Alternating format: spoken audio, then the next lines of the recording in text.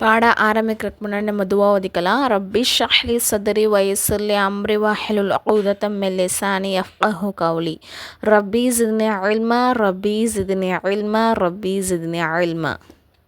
பாடம் 4 பெற்றோரை கண்ணியம் மற்றும் ஒழுக்கங்கள். இஸ்லாம் பெற்றோர்கிட்ட நல்ல விதமாக நடக்கணும், அவங்கள்ட்ட ஒழுக்கமாகவும் கண்ணியமாகவும் நடந்துக்கணும்னு சொல்லிட்டு கட்டளையிடுது. ஏன்னா நம்மளுடைய பெற்றோர்கள் தான் நம்மளை வளர்த்துருக்காங்க, நம்மளுடைய தேவைகள் நிறைவு செஞ்சுருக்காங்க. அதுக்காண்டி அவங்களுக்கு பிடிச்சமான விஷயங்கள் எவ்வளோ விஷயங்களையும் நமக்காண்டி விட்டு கொடுத்துருப்பாங்க. அதுக்காண்டி தான் அல்லாஹ் என்ன சொல்கிறான்னா, அவனை வணங்குறதுக்கு அடுத்த ஸ்டேஜாக எதை சொல்கிறான் அப்படின்னு சொன்னால், தாய் தந்தைக்கு நீங்கள் நல்லபடியாக நடந்துக்கங்கன்னு அந்த ஸ்தானத்தை வைக்கிறான். சரிங்களா? அல்லாஹ் தாலா சொல்கிறான், நீங்கள் என்னை தவிர வேறு யாரையும் வணங்க வேண்டாம், மேலும் தாய் தந்தை, அதாவது தன் தாய் தந்தையுடன் நல்ல முறையில் நடந்துக்கங்க.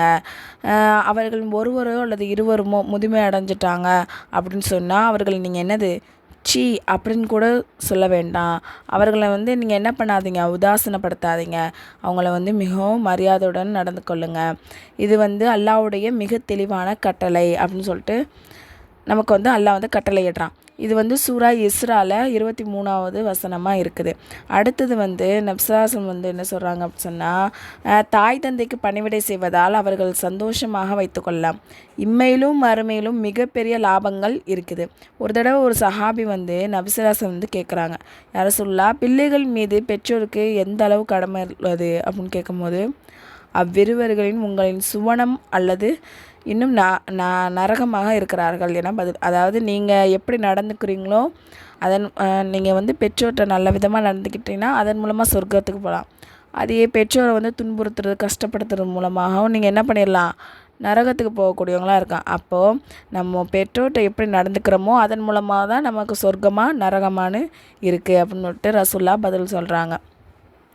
அதே மாதிரி யார் பெற்றோருக்கு பணிவிடை செய்து அவர்கள் சொல்லை ஏற்று அவர்களை சந்தோஷமாகவும் கண்ணியமாகவும் வச்சுக்கிறாங்களோ அவருக்கு சுவனம் கிடைக்கும். அதான் நம்ம முன்னாடி சொன்னோம் இல்லையா, அதான் யார் அவங்கள சிரமப்படுத்தி அவங்கள கோபத்துக்கு உண்டாக்கி அவங்க மனசை வேதனைப்படுத்துகிறாங்களோ அவங்களுக்கு அல்லாஹ் நரகத்தில் போட்டுருவான். ஒரு ஹதீஸில் வருது, யார் தன் பெற்றோருக்கு வழிபட்டு அவர்களை பிரியமான பார்வையுடன் பார்க்குறாங்களோ அவர்களின் ஒவ்வொரு பார்வைக்கும் ஒப்புக்கொள்ளப்பட்ட ஹஜ்ஜுடைய நன்மை கிடைக்கிது அப்படின்னு சொல்லிட்டு ரசூல்லா சொல்கிறாங்க. எனவே நீங்கள் பெற்றோரிடத்துடன் பாசத்துடனும் கண்ணியத்துடனும் நம்ம நடந்துக்கணும். சொல்கிறாங்க இல்லையா, நம்ம அவங்கள ஒரு பிரியமான பார்வையுடன் பார்க்குறது கூட நமக்கு என்னதான் நன்மை தான். அதே மாதிரி நம்ம எப்போதுமே அவங்கள சந்தோஷமாக வச்சுக்கணும், எந்த விஷயத்துலையும் அவங்கள நோவினை செஞ்சிடக்கூடாது. அதே மாதிரி நம்மளுடைய துவாவில் அவங்கள கண்டிப்பாக நம்ம ஒவ்வொரு வக்துலேயும் துவாலையும் நம்ம என்ன பண்ணணும், அவங்களுக்காண்டி நம்ம துவா செய்யணும்.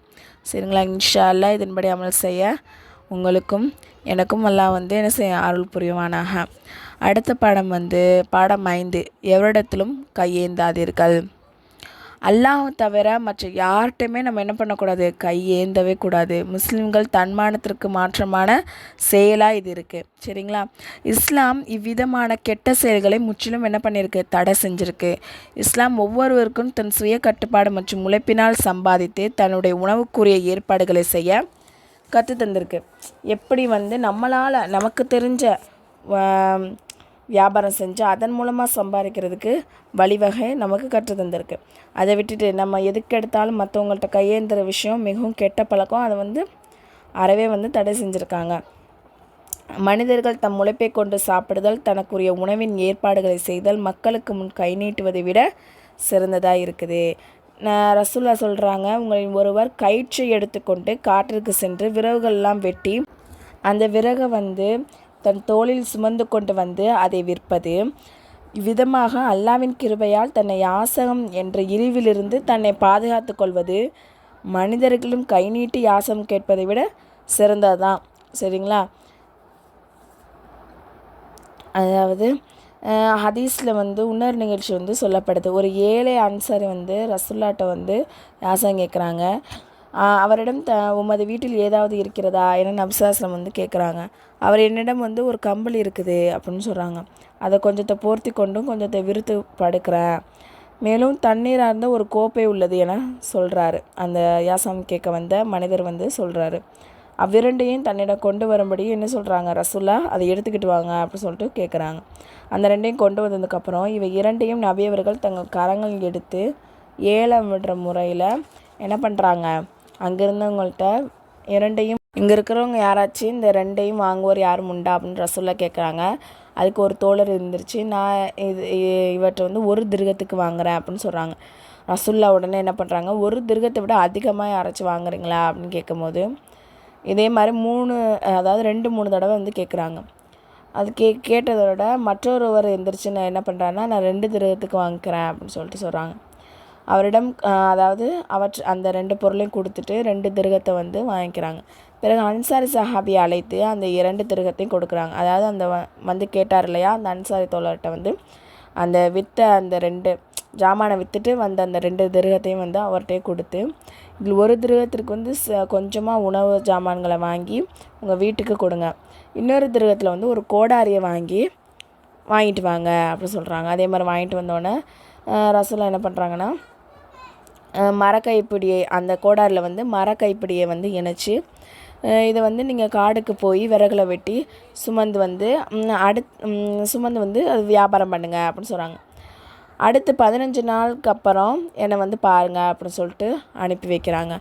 அவர் வந்து நபியவர்கள் என்ன சொன்னாங்களோ அதன்படி காட்டுக்கு போய் விறகை வெட்டி வியாபாரம் பண்ணிவிட்டு என்ன பண்ணுறாங்கன்னா, அவர் வந்து 15 நாள் கழித்து அந்த 10 திர்கத்தோட அவர் சம்பாதிச்ச 10 திர்கத்தோட திரும்ப வராங்க. அதில் வந்து சில துணிமணிகளும் தானியங்களும் வந்து வாங்கிட்டு வராங்க. நபி அவர்கள் தன் உழைப்பால் சம்பாதிப்பது கியாம நாளில் உங்கள் முகத்தில் மக்களிடம் யாசம் கேட்ட தழும்பு விழுவதை விட மிக சிறந்தது அப்படின்னு சொல்கிறாங்க. சரிங்களா? அதாவது ரசூலா சொன்னபடியே அவர் வந்து வியாபாரம் பண்ணி அந்த 10 திர்கத்தில் சில துணிமணிகளையும் ஜாமான்களையும் வாங்கினார்.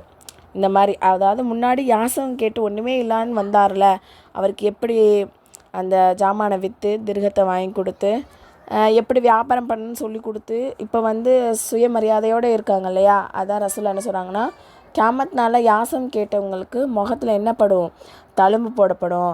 அதை விட நம்ம சின்ன தொழிலாக இருக்குது, இந்த நம்ம இந்த வியாபாரம் பண்ணால் நம்மளை ஏளனமாக பேசுவாங்க, அந்த மாதிரிலாம் இல்லாமல் நம்ம சுய தொழிலோட நம்ம சம்பாதிக்கக்கூடிய அந்த சம்பளத்தில் வந்து என்னது சாப்பிட்றது வந்து அந்த தழும்பு விழுவுறதை விட சிறந்தது அப்படின்னு சொல்கிறாங்க. அப்போது வந்து நம்ம வந்து இது வந்து சின்ன வியாபாரமாக இருக்குது, இது வந்து மற்றவங்க என்ன நினப்பாங்கன்னு நம்ம இல்லாமல், மற்றவங்கள்ட்ட காசு வாங்கி நம்ம பொழைச்சிக்கணும்னு இல்லாமல், சின்னதாக இருந்தாலும் நம்ம சுய காசு தானே அப்படின்னு சொல்லிட்டு எந்த தொழிலாக இருந்தாலும் நம்ம பண்ணணும். அதனால் வந்து யார்கிட்டையுமே நம்ம என்ன பண்ணக்கூடாது, யாசம் கேட்கக்கூடாதுன்னு சொல்லிட்டு இந்த ஹதீஸ் மூலமாக நமக்கு தெரிய வருது. இது வந்து ஃப்ரீ முஅல்லமா கோர்ஸ்.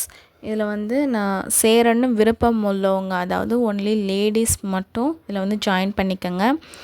நான் வந்து கீழே டிஸ்கிரிப்ஷனில் வந்து டெலகிராம் குரூப்போடைய லிங்க் வந்து கொடுத்துட்றேன், அதில் வந்து ஜாயின் பண்ணிக்கோங்க. அதில் வந்து டீட்டெயில்ஸ் வந்து இருக்குது.